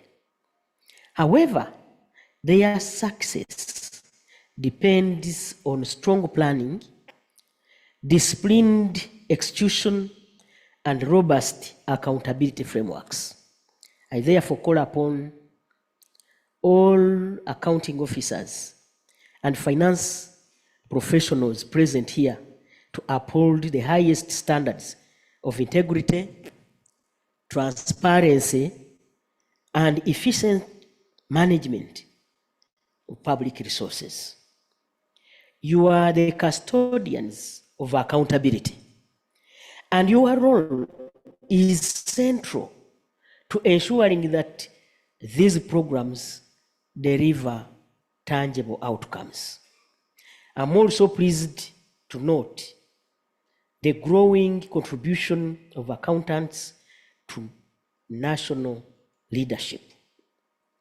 The presence of certified public accountants in Parliament, like we have already been told, strengthens oversight, financial discipline, and informed decision-making. This reflects the important role of your profession in national building. Ladies and gentlemen, allow me to highlight an important issue raised by the Institute of Certified Public Accountants of Uganda, which is the need to strengthen compliance and professionalism in financial reporting. Ensuring that financial statements are prepared and audited by certified and licensed professionals is critical in safeguarding public trust and maintaining the integrity of our financial systems. Ladies and gentlemen, this will enhance transparency, improve decision-making, support more effective resource allocation, public assets management, and public debt management. Equally important is the need to future-proof internal audit functions, as highlighted in this conference. Internal audit must evolve to address emerging risks, digital transformation, and increasing demand for value for money. It must move from a compliance function to a strategic partner in a governance. As a national resistant movement, government, we remain committed to strengthening institutions, improving service delivery, and fostering an enabling environment for economic growth. I want, on this note, to thank His Excellency, the President of the Republic of Uganda, for the prevailing peace and security across the country. However, achieving our development aspirations, thank you, requires collective responsibility. The Institute of Certified Public Accountants of Uganda has been a valuable partner of the government, and we appreciate the role it continues to play in advancing financial accountability and professional excellence. In conclusion, I urge you to use this conference to generate practical, actionable solutions that will strengthen Uganda's public finance management systems. Let us ensure that our discussions translate into improved service delivery, stronger institutions, and sustainable economic growth. With these remarks, ladies and gentlemen, it is my honor now to declare the 4th Public Finance Management Conference of the Institute of Certified Public Accountants of Uganda officially opened.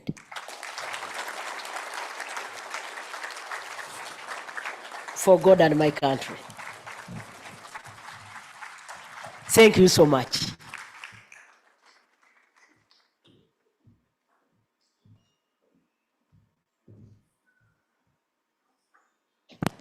Thank you very much for those remarks, Right Honorable Prime Minister. And thank you for opening our 4th Public Finance Management Conference. We are delighted. At this moment, I would like to invite you for a photo with the team that is right at the podium. And thereafter, we will have a photo with the past presidents and the past council members present. And thereafter, request the Events Management Committee to join us. For now, let's have the people on the podium for a photo shoot right in front there. Thank you. Yes.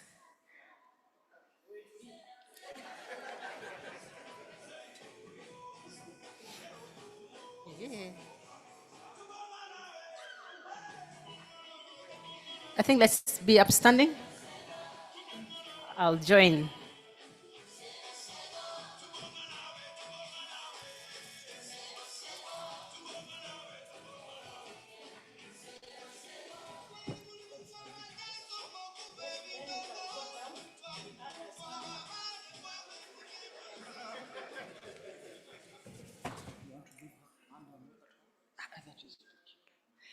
Okay, the past presidents and past council members present, please join the podium.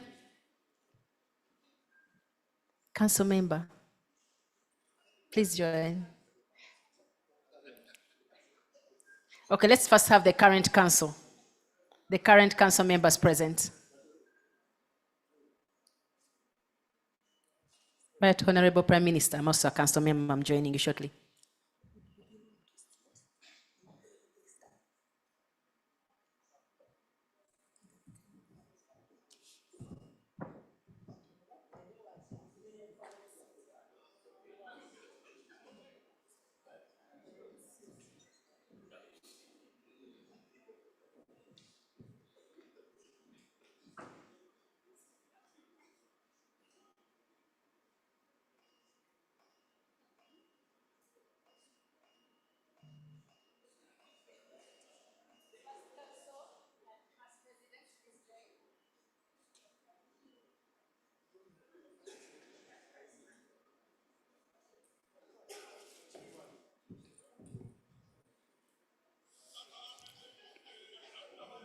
Past President CPA Frederick Ibedi.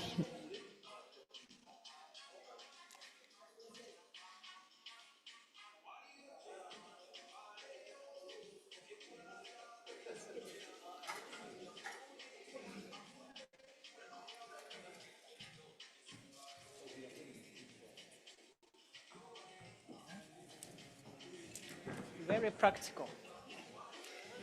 Our Prime Minister is very practical, has the energy.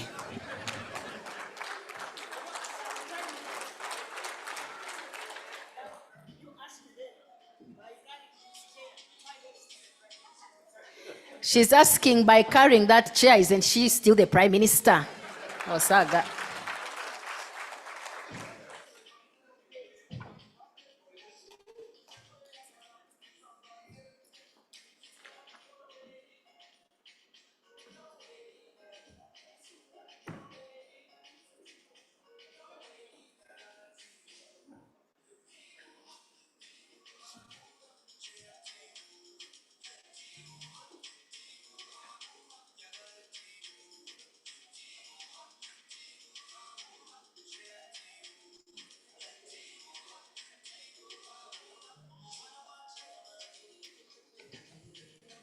Events Management Committee, please join the podium.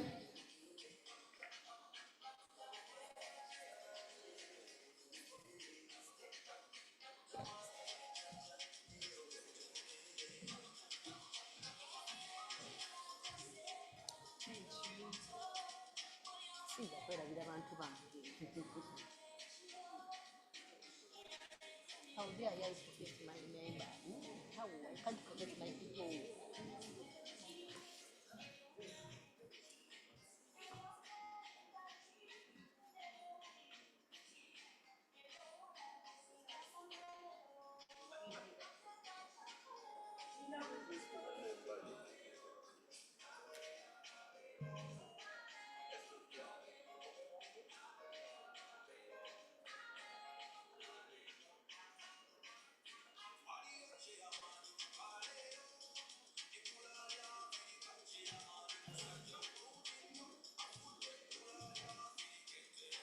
Thank you. And the last session to all the accountants that would want to associate with the Honorable Prime Minister, really. Why not take a photo shoot with her right here?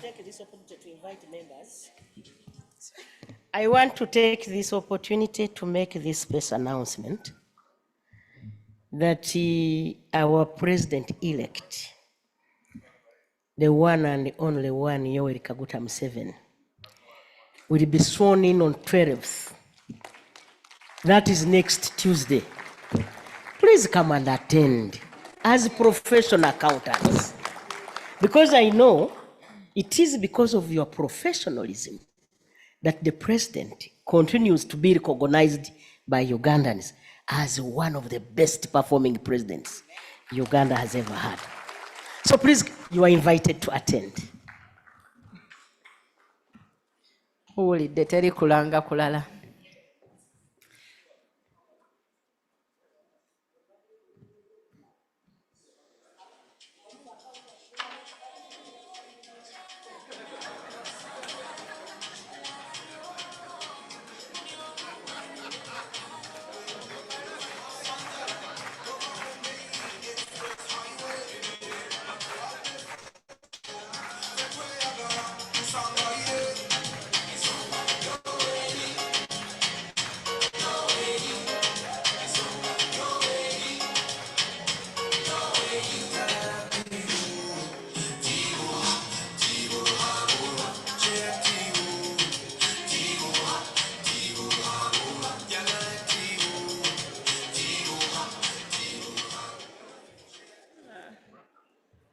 Okay, we have come to the end of the day, the first day, and I believe it has been a success.